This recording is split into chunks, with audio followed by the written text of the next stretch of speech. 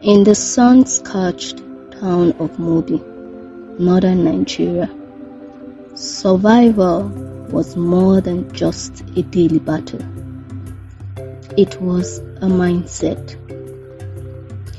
For many families displaced by conflict, especially those from insurgency-ravaged towns like Goza, finding food, shelter, or a safe corner to sleep at night felt like luxury.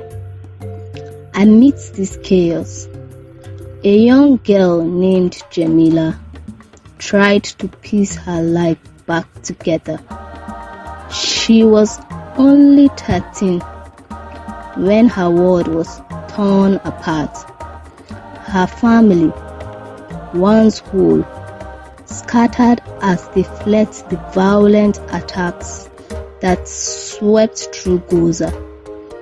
By the time she reached the IDP camp near Mobi, Jamila was alone, vulnerable, and frightened. Her only belongings were the clothes on her back and the pain etched deep in her heart. It was during her search for a menial job in that town that she met Abdul, a vulcanizer in his early 30s. He wasn't rich, but he was established by local standard. A man with a trade, a small home, and a reputation for being serious and hardworking. Seeing a young girl without protection in the camp, Abdul proposed marriage.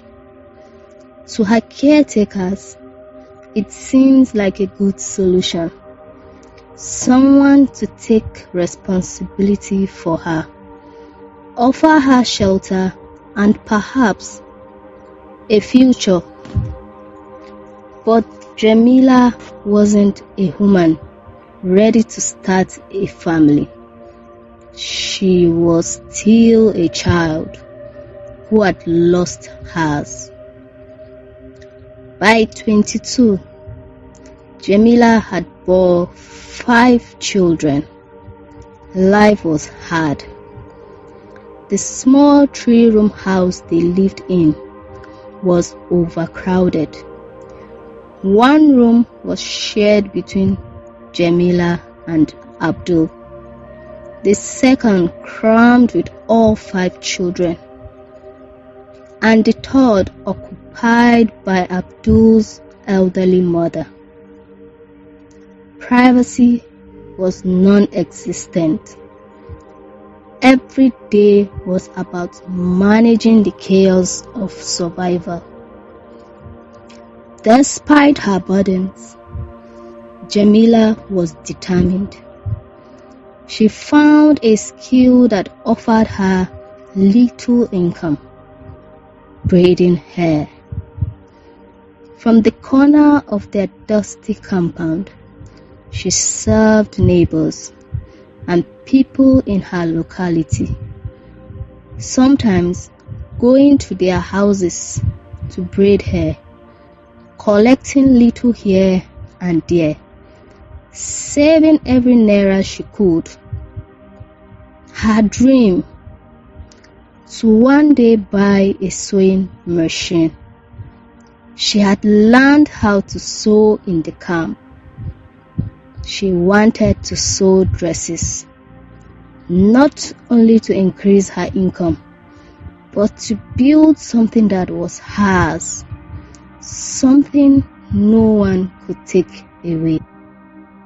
Over the years, she managed to save 120,000 naira. She kept the money quietly but proudly until she decided to give it to Abdul for safekeeping. She trusted him. He was, after all, her husband. But a storm was brewing, one she never saw coming. One evening, As she prepared dinner for the children, Abdul came home with news that would shake her world.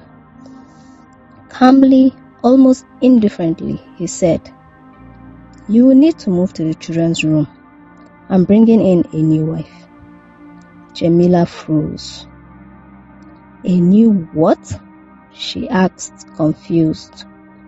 "A second wife. She'll be arriving tomorrow. I used the money you gave me to marry her." Her heart dropped. The money, my savings, my future. She couldn't speak. She couldn't breathe. Her body trembled. The air in the room turned heavy as the weight of betrayal settled on her chest. For days she wept.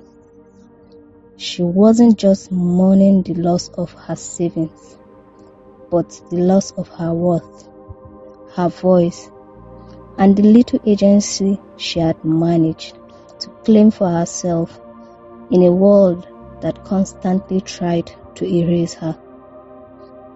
But Jamila wasn't going to stay broken.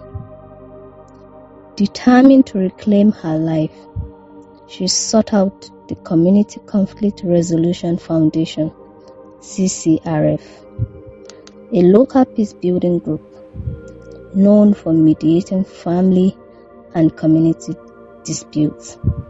She arrived with swollen eyes and a trembling voice, but her message was clear. "I will not live under the same roof with him. I want a divorce. I want to leave." The mediators invited Abdul. They listened to both sides. The elders chastised him. "You ignored the suffering of your household. Your children sometimes sleep hungry, yet you spend their mother's sweat on a second wife." He sat in silence. The damage had been done. With the help of a female mediator, Jamila was offered a small house where she could live independently with 5 of her children. The foundation also gave her 200,000 naira, a gift to help her start again. This time, Jamila didn't hand the money over to anyone.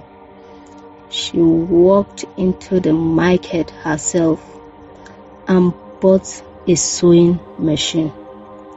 She cleared a corner of her new home and began sewing dresses for neighbors. It started slow. A dress here, a blouse there, but her work was neat.